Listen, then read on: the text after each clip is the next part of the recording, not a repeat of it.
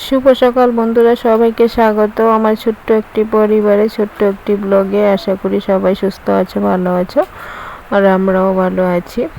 তো সোনাকে এখন দেখো তেলটা গরম করে নিয়েছি, সর্ষে তেলটা। আর ও না হাটে যখন পা ডান পাটা বেশি মানে একটু বাঁকা বাঁকা হয়ে থাকে, তো সবাই বলে তেল গরম করে মালিশ করলে ঠিক হয়ে যাবে। তো এমনিতে আমি স্নান দান করিয়ে ওর জনসন তেলটা দিই, তো সর্ষে তেলটা গরম করে এখন দিই না। তো এখন ভাবলাম না সর্ষে তেলটা একটু ভালোভাবে মেজে দিই। আর দিতে গিয়ে দেখো ওর কী অবস্থা, ও কী করছে। তো মোবাইলটা আবার দেখো ফেলে দিল।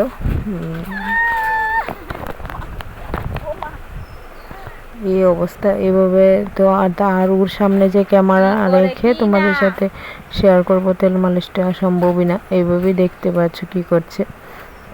তো তারপরে একটু খেলাধুলা করে একদম স্নানটা করে দেখো ভেবেছিলাম খাওয়াবো, ও কান্না করছে, ও ঘুম পেয়ে গেছে, হয়তো তেলটা মালিশ করে দেওয়ার পর ঘুম পেয়ে গেছে। তো এদিকে বমি করেছে, বমিটা করে নাকি কিছু মুখে দিয়েছিল বুঝতে পারলাম না। তো বমি করে তো সাথে সাথে ঘুমিয়ে পড়েছে, এখন আর কিছু খায়নি। তো স্নান করে খাওয়া হলো না। তো সকালবেলা আমিও কিছু রান্না করিনি, সয়াবিন রান্না করেছিলাম শুধু। তো আমার সাথে একটু ভাত মুখে নিয়েছিল, তো এইগুলো বের করে দিয়েছি বমি করে।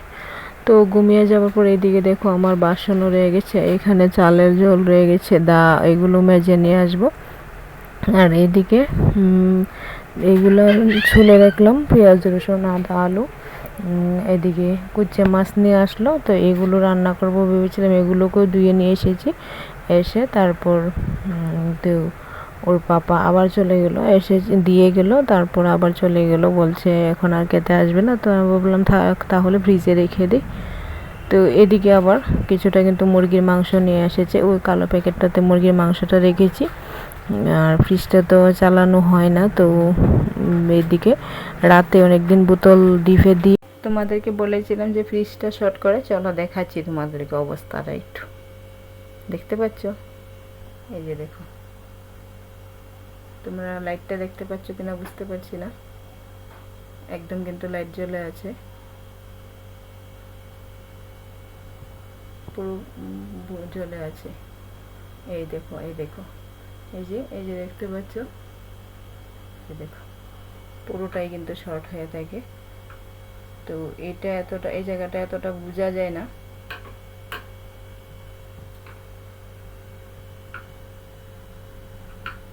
তবে এই যে স্টিকারগুলো লাগানো আছে ওইগুলোতে বেশিটা বোঝা যায়, এইখানটাই আর এইখানটাই।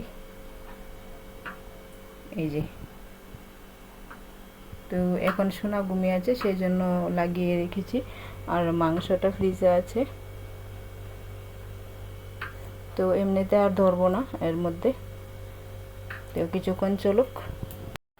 তো তারপরে আমি সব কাজ শেষ করে স্নান দান করে এসে শুয়েছিলাম, তখন ওর পাপা আবার ফোন করে বলছে 3টার দিকে খেতে আসবে। তো এখন 1:30 বাজে, বলছে তরকারিটা রান্না করুন তাহলে করে ফেলো। তো আবার কি করব, আবার উঠে এখনও দেখো ফ্রিজ থেকে যে খুলেছি এখনও কিন্তু বরফগুলো ঠিকভাবে গলেনি। তো ততটা বরফও হয়নি, অল্প একটু হয়েছিল, কারণ ঢুকিয়েছি তো 11টার দিকে। তো এখন রান্নাটা করে নিচ্ছি। সোনা ঘুম থেকে উঠে গেছে, কারণ ও না খেয়ে ঘুমিয়েছিল, খিদে পেয়ে গেছে হয়তো আধ ঘন্টার মতো। আমি যখন স্নানে গেছি তখনই উঠে গেছে। তো তারপরে দিকে খাওয়া দাওয়া শেষ করে ওর পাপা চলে গেল। তো আবার কাকিদের ঘর থেকে প্রসাদ দিল, কিসের প্রসাদ সেটা আমি জানি না, দিয়ে গেল। তো প্রসাদটা নিয়ে বসলাম। আর তোমাদেরকে এখন ভিডিও ছোট ছোট দিই, কারণ এত কষ্ট করে ভিডিও বানাই, যদি ভিউজ না আসে, লাইক কমেন্ট না আসে, তাহলে কিন্তু একদমই ভালো লাগে না। তোমরা ভিডিও ফুল ওয়াচও করো না, সেই জন্য আমার সাবস্ক্রাইবার বলো, ওয়াচ টাইম বলো, সব কিছু কেটে যায়।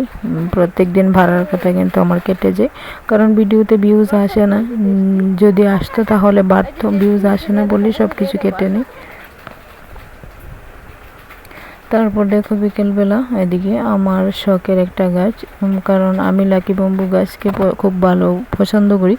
শুধু এই গাছগুলো না, আমার সব গাছে আসলে খুব পছন্দ, লাগানোর মতো জায়গা নেই সেই জন্য লাগাই না। তো এটা আমি ওই বাড়ি থাকতে নিয়েছিলাম, কিন্তু খুব সুন্দর হয়েছিল।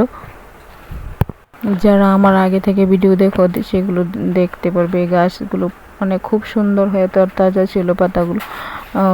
ওইখান থেকে নিয়ে লাড়াচাড়িতে মনে হয় বুঝতে পারলাম না, দেখো গাছটা একদম পচে গেছে গোড়াটা।